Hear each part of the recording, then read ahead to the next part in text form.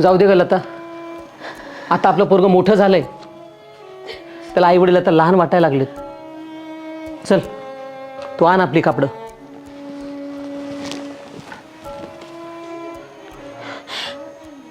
एवढं कठोर नव्हताच बाळा तू. तू खूप बदललास.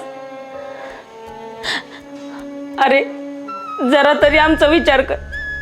आम्ही म्हातारपणात कुठे जाणार आहे? घरातल्या गोष्टी जेव्हा जुन्या होत्यात ना, तेव्हा माणसाला अडचण व्हायला लागते. मग ती वस्तू असो की माणूस.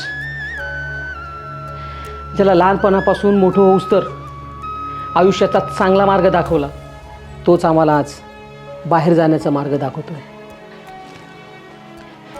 विठ्ठला, तूच आम्हाला वाली आहेस रे.